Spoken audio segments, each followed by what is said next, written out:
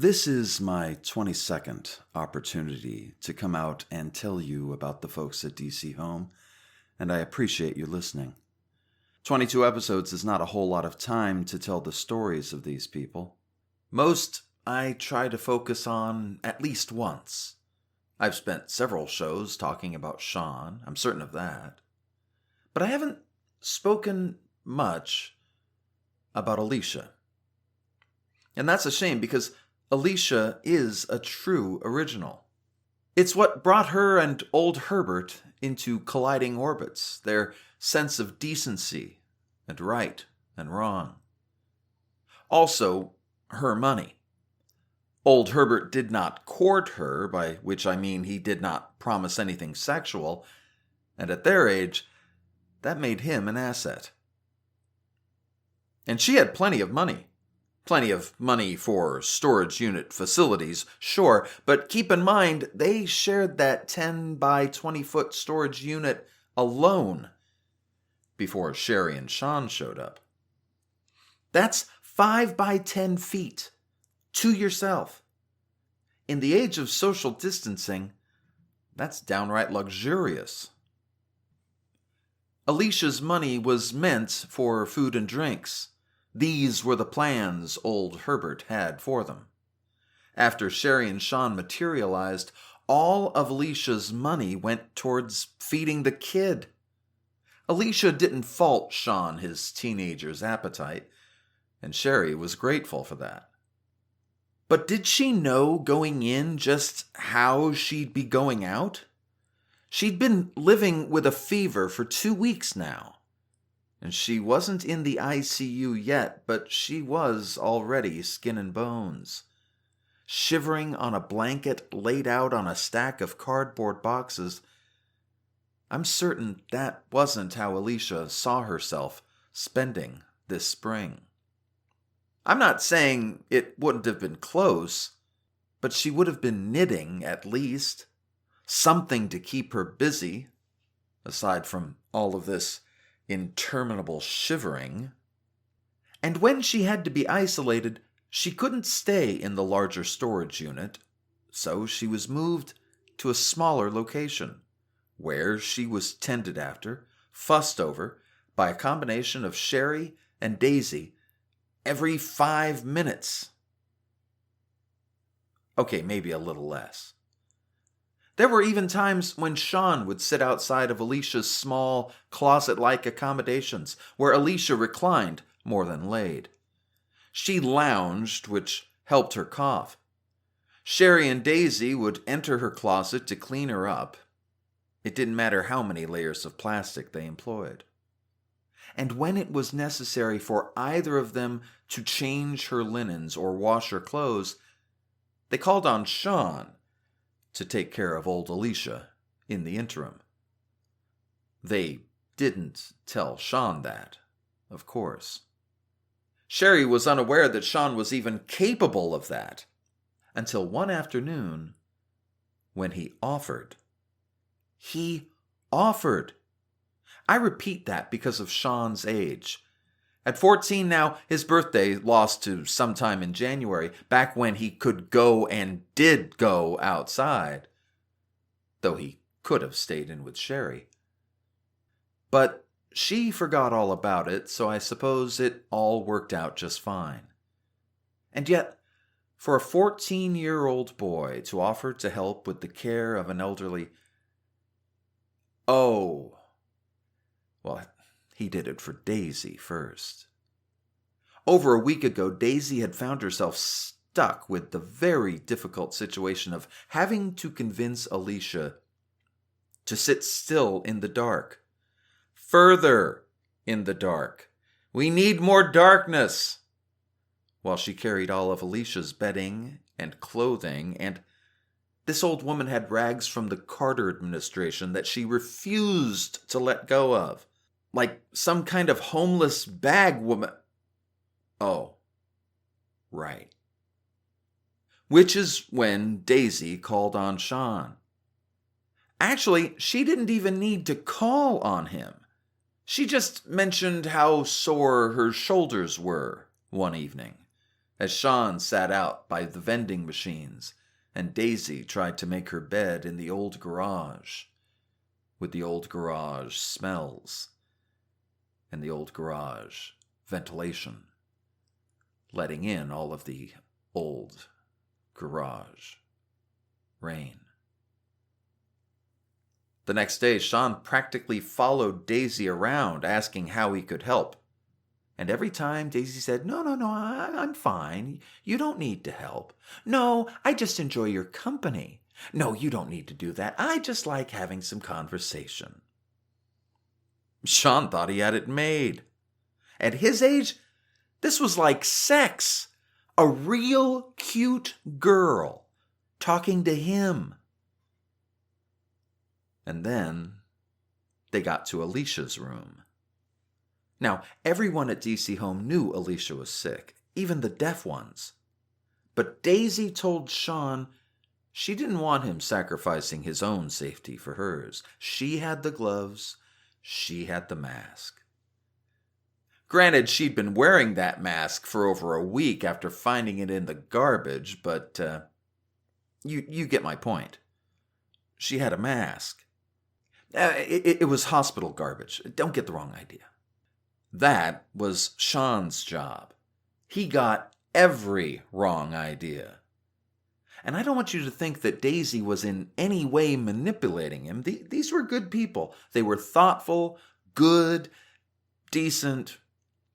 But yeah, Daisy was old enough at 12 to know the score. And let's face it, Sean was a 14-year-old boy. And anyone who has ever been one of those knows exactly what I mean.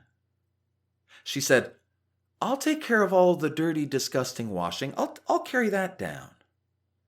And Sean couldn't have been happier to hear that. He already had nightmare scenarios involving oozing underpants brewing in his head. But someone has to stay here or Miss Alicia won't stay in her bed. I thought it was a chair, Sean commented. She sleeps in it, Daisy told him. It's a bed. But she sits up in it, Sean told her. You can sit up in a bed, Daisy insisted. Because the words, I really like you and would probably do anything you asked just to see you smile, don't really form in a man's head until he's, well, at least 30 years old. Until that point, it's just kind of like, pretty, like, wanna touch. In the end, Daisy convinced Sean to remain with Miss Alicia. Daisy liked calling her Miss Alicia, until Daisy could return. All he needed to do was keep her talking, keep her engaged, keep her in bed. Do you think you can do that? Daisy asked him, even as she held a trash bag filled with soiled linens in her arms. And of course, Sean said he could, as he realized he had no idea how. Because he was 14, and 14-year-old boys don't know how to talk. Sean's mind held only as many words as the number of years he was alive. And as Alicia watched Daisy walk away with her things and rose unsteadily to her feet, Sean said those words to her. He said, Alicia, Daisy is washing your things, and she'll be right back. Please don't move. Alicia didn't appear as though she heard him. She kept looking after Daisy's retreating form as she walked away down the long hallway and stepped further and further into the hall so she could watch her things disappear. Sean stepped back about 8 or 10 feet. He said, Alicia, Daisy is washing your things and she'll be right back. Please don't move. Alicia was standing there, dressed in an old pair of old Herbert's old sweats. Sweatpants that were mostly stains hung off of her waist, while above she wore a sweatshirt covered in an old sweater jacket. She looked like an old football player from another century, complete with appropriate build, if not stature. In bare feet, she took a couple of mincing steps down the hall. Sean would have liked to have stepped in front of her to stop her, except that he was standing on the wrong side of her. Now, he stood about 10 feet down the wrong side of the hall, and Alicia was walking the other way. "Alicia!" he shouted. "Daisy is washing your things.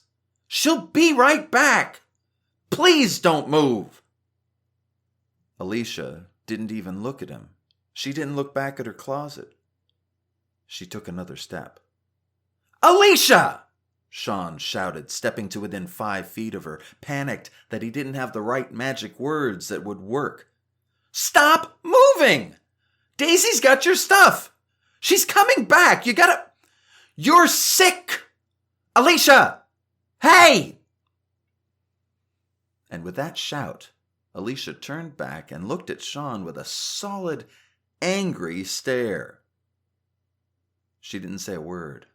She rarely did. Sean thought that maybe she was a mute at one time in her life, before learning to speak. And then once she knew how, she didn't see much cause for it. But he knew his mom could find out at any minute. This was before his mother knew that he helped, and he really did not want his mother finding out that he helped. So he said to the old woman, "Please go back."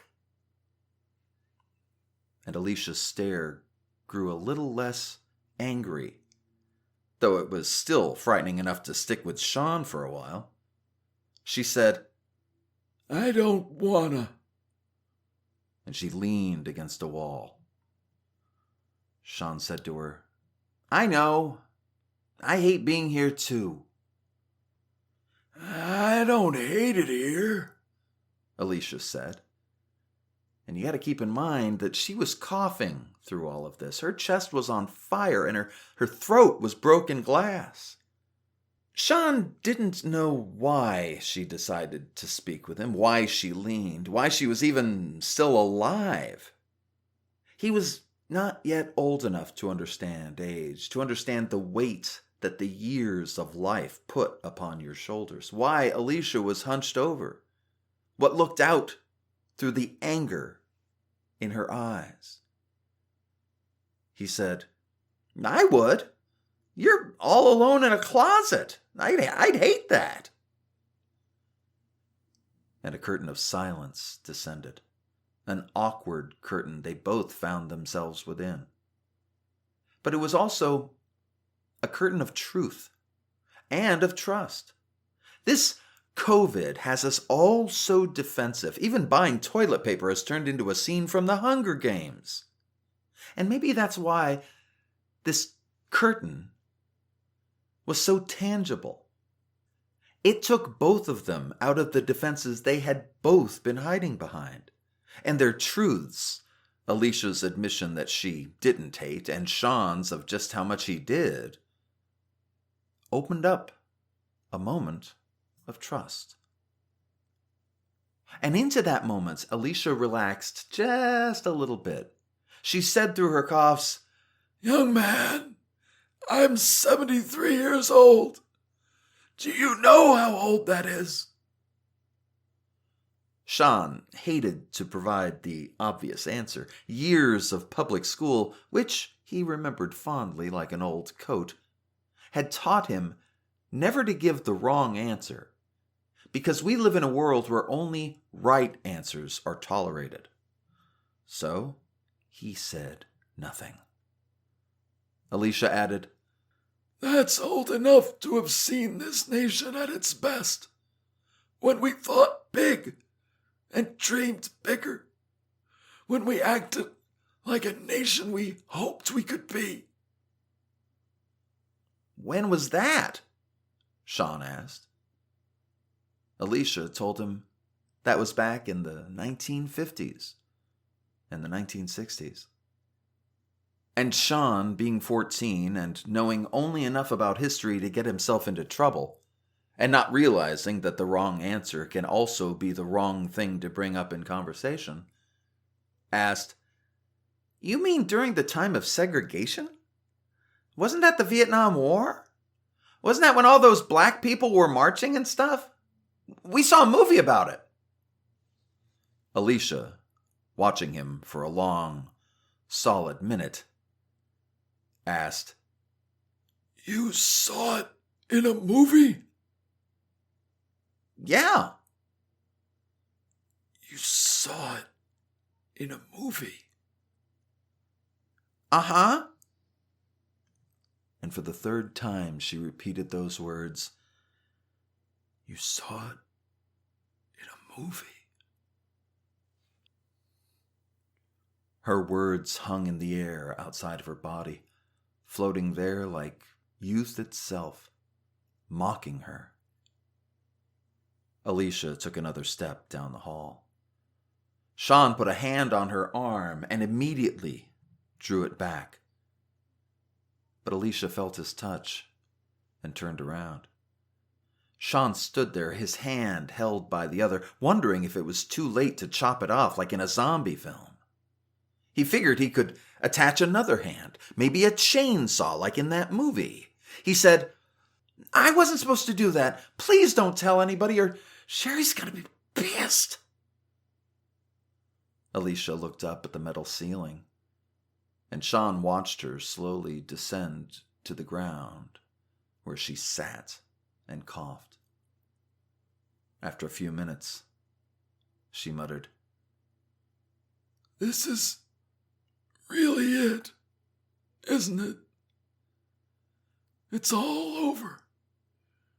Everything is done. Everything. She hacked her way through another coughing fit and looked up at Sean tiredly when she was through. She asked, How old are you?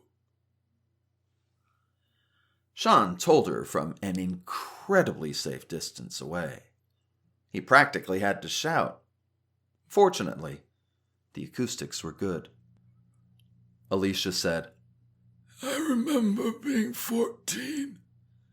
I remember picnics.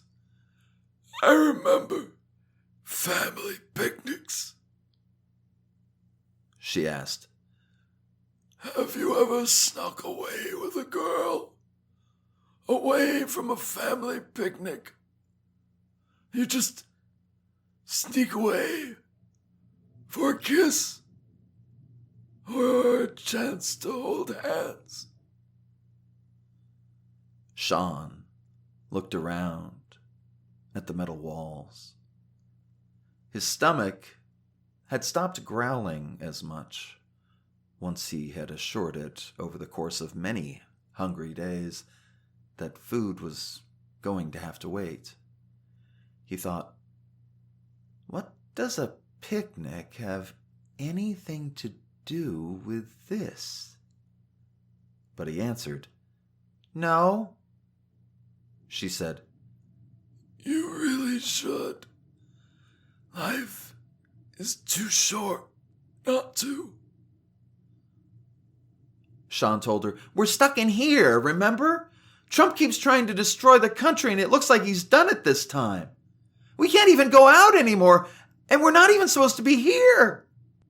And his words sank down into a silent place, because he knew what that all meant. And Alicia was figuring that out as well. She said, Childhood should be a wonderful place. I remember my childhood being a dream. Sean grimaced. Well, the dream's over, okay? Alicia asked. But why? And Sean, who wasn't accustomed to having to answer important questions, gave his standard, I don't know. All I know is we got nothing. The rich got everything and the Republicans keep giving them more. Other countries got their act together. We give Trump $500 million for gold toilet paper or whatever the hell they got. Alicia watched Sean as he answered. He could feel her eyes on his. She replied with a soft cough. and a dull wheeze. She said, I wish I could help you. I honestly do. But I'm old, and I may not be here much longer. What can you do? Me? Sean asked. I'm 14. I'm broke. I'm homeless. What can I do? Neither of them had an answer. I wish I could say I had an answer. But we live in a time of day-to-day effort. We live in a time of hard work. We live in a time when individual integrity means more and more, while we value it less and less. Where nations once again recapture that integrity, we see the possibility for hope. We see a path to the future. But in our nation, where the biggest crook holds the highest office, and the political party that put him there hates those who call this place home, answers are not going to come easily, and they won't come without understanding. Washington, D.C. has its hands in all our homes. Welcome to D.C. Home. Until next time, be good to yourself, be kind to others, and let's make this world a better place.